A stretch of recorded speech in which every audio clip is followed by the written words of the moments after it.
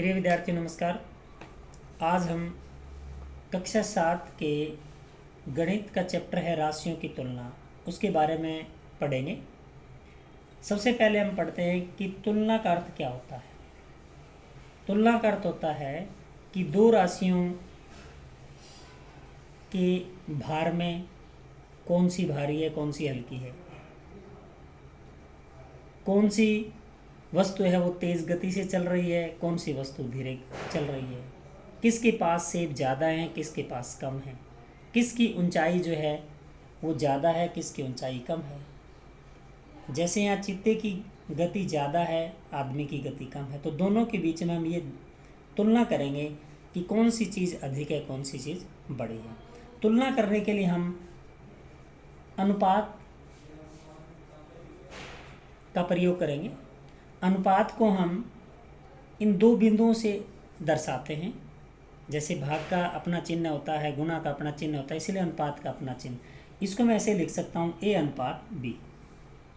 अगर दो राशियों के बीच अगर इस तरह से दो बिंदु लगे हों तो हम उनको बोलेंगे A अनुपात B, और इसको मैं A/B भी लिख सकता हूँ। इस चैप्टर में हम तुल्य अनुपात के बारे में पढ़ेंगे। तुल्य अनुपात यानी दिए हुए अनुपात के समान अनुपात बनाना। उसके बाद इस चैप्टर में हम ये भी पढ़ेंगे भी कौन सा अनुपात बड़ा है, कौन सा अनुपात छोटा है। तो आइए सबसे पहले हम प्रश्नावली 7.1 शुरू करते हैं।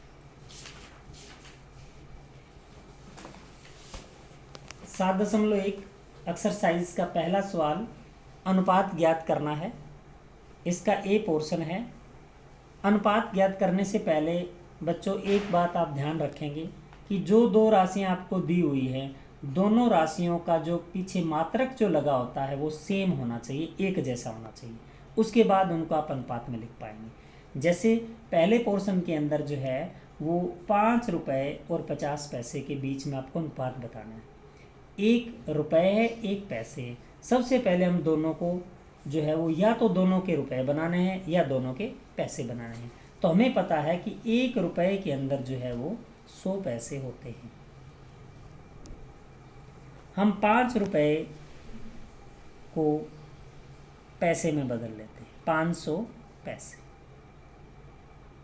अब हम निकालेंगे 5 रुपये का 50 पैसे से अनुपात। 5 रुपये की जगह हम 500 रखेंगे, अनुपात का निशान लगाएंगे 50 पैसे की जगह।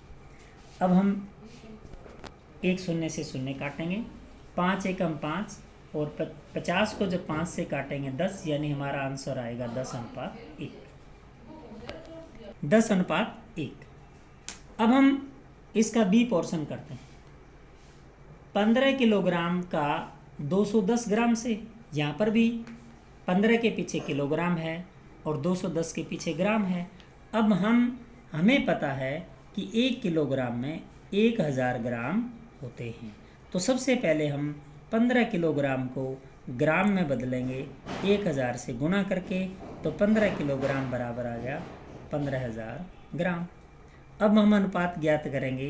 15000 अनुपात 210। 1 0 से 0 काट देंगे हम, 3 से कटेगा ये 7 आएगा, इसको 3 से काटूंगा 500 आएगा, यानी हमारा आंसर आएगा 500:7। तो इस प्रकार से बी पोर्शन का आंसर जो आएगा 500:7। अब हम इसका पोर्शन सी करते हैं। 9 मीटर और 27 सेंटीमीटर। यहाँ पर भी 9 के पीछे मीटर है और 27 के पीछे सेंटीमीटर है। तो सी पोर्शन में सबसे पहले हम ये जानेंगे कि 1 मीटर के अंदर जो है वो 100 सेंटीमीटर होते हैं।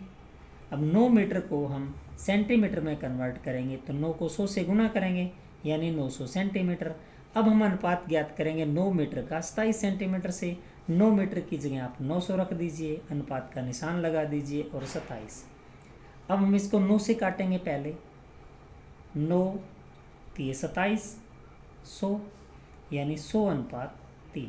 ये सवाल नंबर 3। अब इसका हम पोर्शन करते हैं डी पोर्शन। 30 दिनों का 36 घंटे से अनुपात निकालें। अब इसमें वही समस्या है कि 30 के पीछे दिन है और 36 के पीछे घंटे हैं। हमें पता है कि एक दिन कि अंदर जो है वो 24 घंटे होते हैं। तो 30 दिनों का जब 36 घंटों से अनुपात निकालेंगे तो 30 गुना में 24 अनुपात 36, यानी 30 को जब हम 24 से गुना करेंगे तो ये घंटे बन जाएंगे 36 घंटे। अब इनको हम काट लेंगे, जैसे 6 से काट देंगे 36, 4 से कट जाएगा 6 कम 6, 6 5 30, यानी इन दोनों की गुणा कर देंगे 20:1, यानी 30 दिन और 36 घंटों के बीच में अनुपात है वो 20:1। तो मुझे आशा है कि ये पहला पोर्शन सवाल जो है इसके चारों पोर्शन आपको अच्छे ढंग से समझ में आ गए होंगे। धन्यवाद। जय भारत।